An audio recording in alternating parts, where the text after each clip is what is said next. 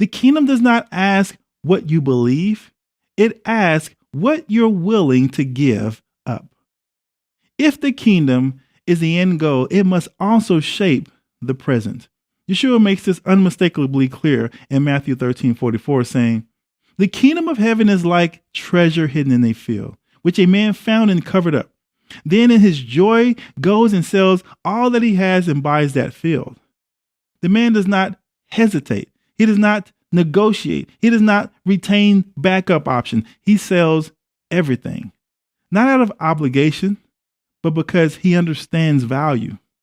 The kingdom, when properly understood, reorders priorities. It exposes competing loyalties and forces decisions.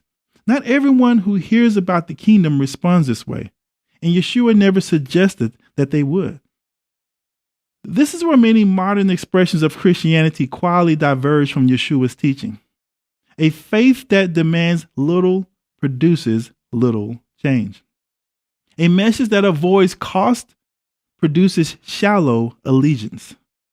But the kingdom confronts the believer with a question that cannot be avoided.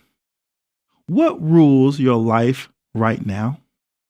If the kingdom is real, if it's eternal, and if it's supreme, then partial submission is no submission at all and is not an option. Allegiance cannot be divided without consequence. The man in the parable does not lose everything. He exchanges everything. That distinction matters. When the kingdom is clearly seen, obedience stops being debated. The issue is no longer sacrifice, it's value. What you value most will always determine what you're willing to release.